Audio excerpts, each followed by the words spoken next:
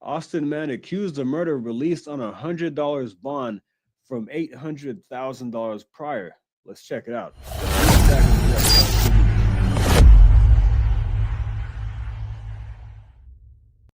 $800,000 compared to just $100. A big difference when someone needs to pay up to get out of jail.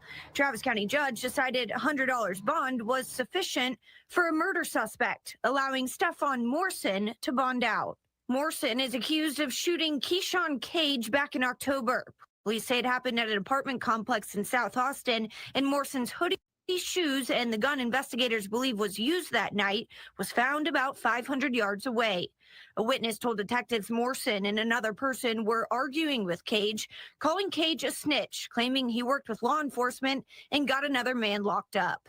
The witness identified Morrison as the shooter. Morrison was arrested on November 6th for murder and tampering with evidence. His bail was set at $800,000. Now, the Texas Code of Criminal Procedure says a person accused of a felony must be released or their bail must be reduced if the state isn't ready for trial within 90 days. Now, the state didn't present these cases to. That's crazy. That is crazy. That's why I'm so glad Texas is working towards fixing that law, because a murder suspect should not be back on the streets. To a grand jury until day 91. And the same day, Morrison's attorney asked the judge to let his client out. Last week, the parties met to discuss the possibility. The district attorney claims they told the court about their concerns if Morrison was released. They say on social media he was potentially bragging about the murder, showing violence. They say Cage's family had concerns. And an anonymous tip said Morrison intended to flee if he got out. But the Travis County judge. The family says that, well, the girlfriend of the guy who was murdered says that he has been taunting them. Apparently this guy showed up at the funeral or the wake or whatever it was, and making them feel real uncomfortable. So they were fearing for their lives because he's back on the streets. Set the bond at $100 and ordered no contact with the victim's family or witnesses, a GPS monitoring system, no travel, and no social media. The Travis County District Attorney is now requesting the judge to increase the bond amount after Governor Abbott said this on X, quote, "This is outrageous. We must prevent leftist judges from releasing dangerous murderers out on our streets." So we will continue to keep the Texas economy number one, and we will improve our schools. But the fact is that better schools and a robust economy don't really mean anything if you don't have safe communities to live in. And that's exactly why we are addressing a problem that's plaguing so many communities across our state. There are judges, especially in our large cities, that are letting dangerous criminals back out on the streets. You would not believe the number of people who have been murdered by someone who was let out on bail who was arrested for a prior murder. Let out on bail who was arrested for a prior murder. It's outrageous. We got to keep murderers behind bars. Those responsible for this release should be held legally liable if anyone is harmed by this criminal. Abbott says bail reform is an emergency item this legislative session, and Lieutenant Governor Dan Patrick is backing him. There's nothing more important than the safety of our citizens. There's nothing more important than pushing back when courts release dangerous felons onto the streets to kill again. Reform bills were heard last week in the Senate Criminal Justice Committee. They make it tougher for judges to let violent suspects out on bond and limits the use of tax dollars to help offenders get out of jail. So whatever it takes, we will not leave here until these bills pass the House, period. Yeah, like I said, the guy is back in jail. The bond is now set to $100,000. He's back in cuffs, so he's off of the streets, which is very good. But the whole thing about ankle monitor and no contact with the family, that doesn't matter to a killer. That doesn't matter. They're going to do what they want to do. But I do also want to talk about this district attorney in Austin, Jose Garza. Now, look, the ball was dropped on this whole situation here. Apparently, the whoever was overseeing the case resigned. They missed the 90-day deadline. The new prosecutor got an indictment on the 91st day, so there's that. $447 from $447,000 from George Soros.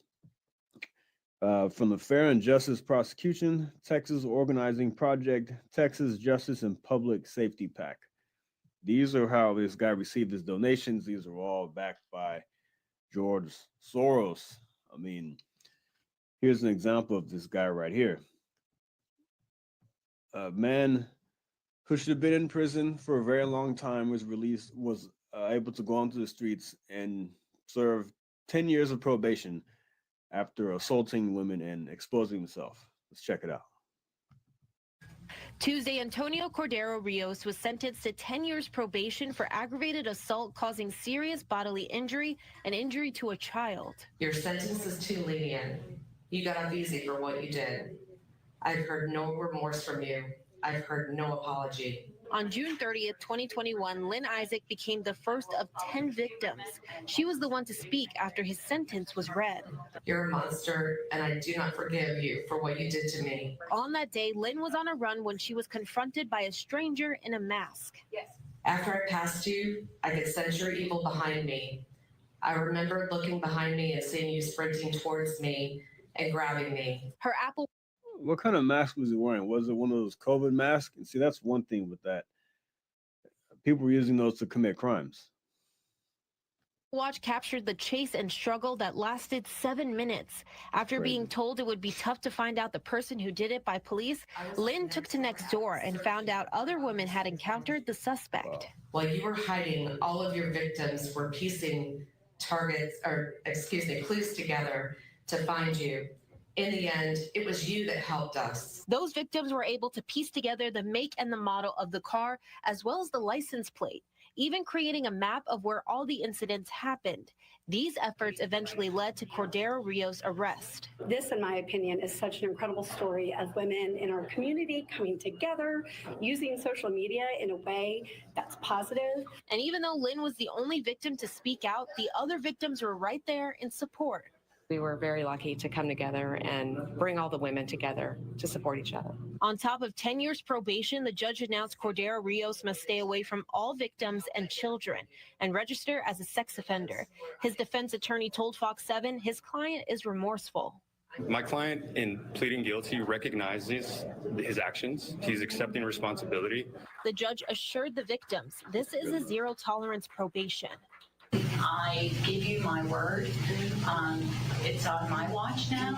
There will be no more survivors. This is it. It ends here. But he was released, or he got probation. That's not good enough. That's not good enough for what the crimes he committed. Let's go through some of these. Antonio Cordero Rios, a Pflugerville man who pleaded guilty to aggravated assault and indecency with a child charges, has been granted 10 years of probation, according to Travis County District Attorney's Office. He was accused of a series of disturbing incidents from June to December 2021, in which he allegedly followed women, exposed himself, and masturbated in public. The charges include aggravated assault causing serious bodily injury, a second-degree felony, and indecency with a child, a third-degree felony. Let's go into what these actions were.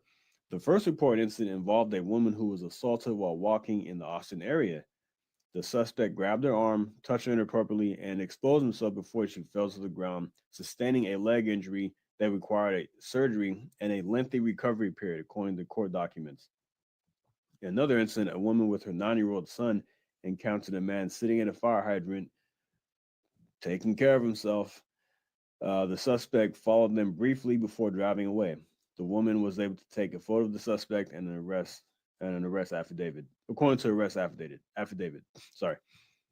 Detectives investigated multiple similar reports leading to the identification and arrest of Rios on December 10th, 2021. During the arrest, he admitted to being in the area where the first victim was assaulted, but claimed any contact was unintentional. Sure. Sure, correct. It was unintentional, you pervert. This is why we must have tough on crime district attorneys. We have to stop this Soros back nonsense. And these laws must be fixed here in Texas for the prior case that I'm referring to. There's no reason why a murder suspect should be back on the streets. Bragging about how he might escape, he might flee, bragging about the case. He shouldn't be on social media. He should be behind bars, point blank, period. So I'm glad that first case they were able to get a $100,000 bail on this guy. In this situation here, he should be in prison for at least 5 years, at least, away from people, away from society. This guy has no business being out in the streets. But yeah, that's my opinion. Going to leave there right there. Like and subscribe. See you next time. Thank you. Take care.